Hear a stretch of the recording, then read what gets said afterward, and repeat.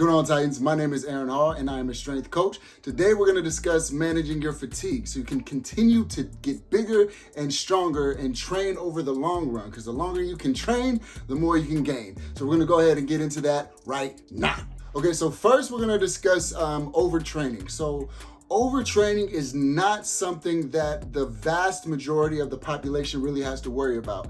So if you are a professional athlete, maybe a collegiate athlete that's doing, 2 hours of practice in your specific sport and then 2 hours of training, and you're doing that multiple times every week for a long time, then maybe overtraining is a consideration for you. But for the rest of us, that's not really going to be a big deal. Typically, if you're running into plateaus or you're getting injuries or your training is just stalled for whatever reason, that's going to be due to a variety of factors. It could be that you're not sleeping enough. It could be that you're not eating enough. It could be that your outside stressors like job, relationship, whatever it may be, is causing a detrimental effect to the training you're doing in the gym. There's a couple things you can do. You can either adjust your lifestyle to fit your training, or you can adjust your training to fit your lifestyle. So to make sure you don't run into those plateaus or into those injuries, we'll talk about how to adjust some of those factors so you can continue to gain and make sure that your strength is constantly improving,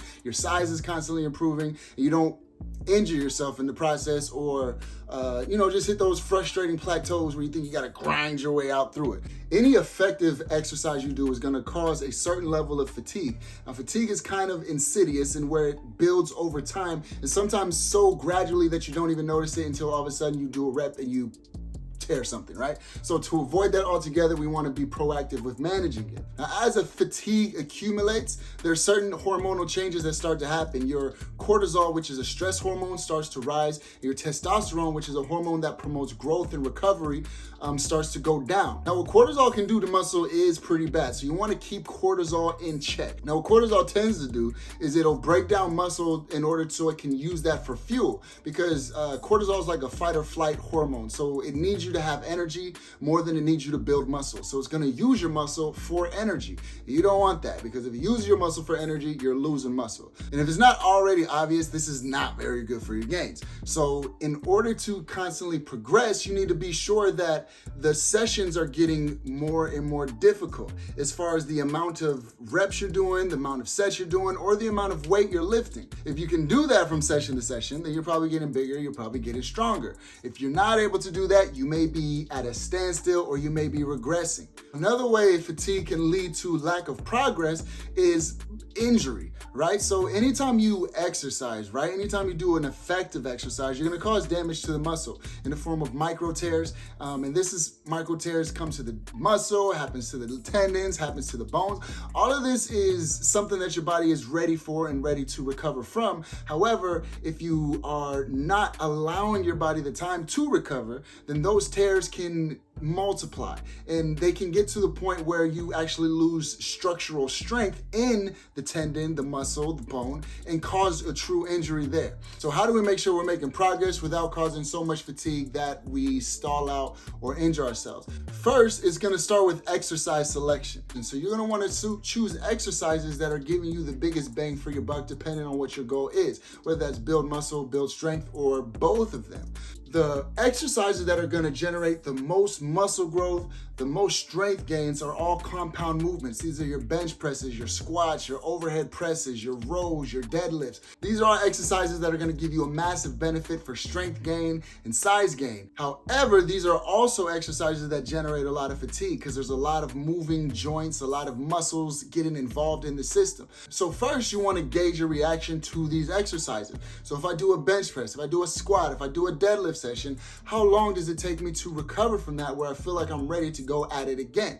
So with exercise selection, if I'm trying to get bigger, then I want to do as much volume as possible. So if I'm doing exercises that don't allow me to do as much volume as possible, then I'm not getting the most out of it. So there's a Joe Rogan podcast where one of the strongest men in the world was talking about if you're not trying to get stronger at deadlifts, then there's really no reason to do deadlifts. Just quick little tip. Deadlifts, if you're deadlifting to be a better deadlifter, fine. If you're not doing that for deadlift's sake, then don't fucking do it. The risk to reward ratio is a joke. For deadlifts? For deadlifts. And he's got a really good point, because deadlifts have a very high recovery cost. So when you do deadlifts, especially heavy deadlifts or even deadlifts for volume, the fatigue generated throughout your entire body can affect every other workout you do. You can find that doing bench presses is affected by the fact that you did deadlifts. Doing squats can be affected by your deadlifts. Doing just standing curls can be affected because your back is so sore from doing deadlifts.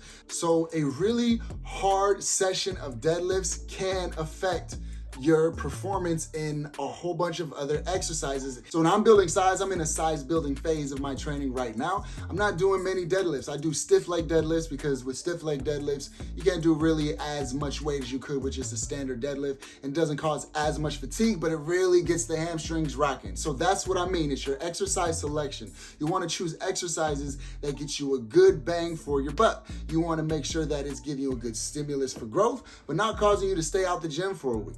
Now, as fatigue accumulates in the nervous system, it'll affect your ability to express your true strength, because obviously the nervous system is what allows you to activate your muscles, and if that's fatigued, it's not going to allow you to activate them as well as it traditionally could. So you want to allow time for your nervous system to recover as well. Now, fatigue can also build up mentally. So this can be from work stress, relationship stress. It can even be from the stress of your actual training, where if you're training at a level where you lose motivation to actually go to the gym, you may need to dial it back to build that motivation till you get excited again about it. So how do we manage all of these levels of fatigue? So one very important factor for managing your fatigue is going to be your nutrition. So you're going to want to make sure you're eating enough to fuel your muscles for their recovery and to fuel them for the workout that you are doing, so you can get as much out of the workout that you have ahead of you. Another very important factor is going to be your sleep.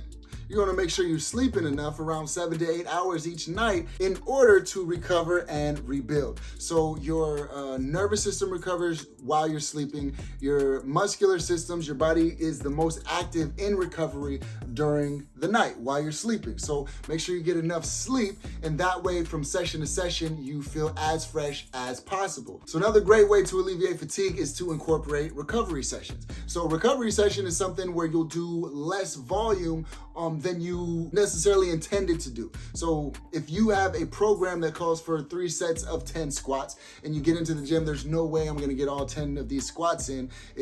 I'm way too tired, I'm still way too sore. You can incorporate a recovery session where you do less volume, enough to keep your strength so you're not losing anything, but not enough to stimulate growth, therefore stimulating fatigue. And actually, by doing that, you're going to stimulate recovery, and you'll find that the fatigue decays even faster by doing that recovery session. Okay, and then finally, a great way to alleviate a lot of fatigue, if it's just built up too much where a recovery session isn't gonna do, you can implement a deload week. So a deload week is basically a recovery session stretched out over a full week. And this is gonna really be good to help deep recovery. So your nervous system, connective tissues that take a little bit longer to recover.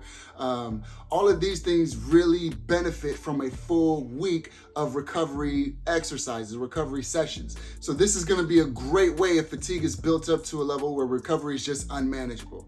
Now, if your lifestyle is such that it's not really conducive to your training, then there's some balancing or juggling you're gonna have to do. So if your training is interfering with other responsibilities in life, then you may want to adjust your training or adjust your lifestyle so your training fits better and you can make sure you're actually getting the amount of sleep you need, the amount of nutrition you need. If that's impossible, then your training needs to be dialed back in order to allow you to recover from it so you can get stronger for longer. Because remember, the longer we can train, the more we can gain. And if you want to become a Titan, that's going to be super important to be in it for the long run. So next week, we're gonna go into how to put all this together into a cohesive program. So now we understand how to find your maxes. We know which rep ranges are gonna achieve which goals, whether you're trying to get bigger or you're trying to get stronger or both. And then we also know that we need to make sure we head off fatigue. We need to be proactive with managing the fatigue so it doesn't cut us short of our gains and cause us to backslide where we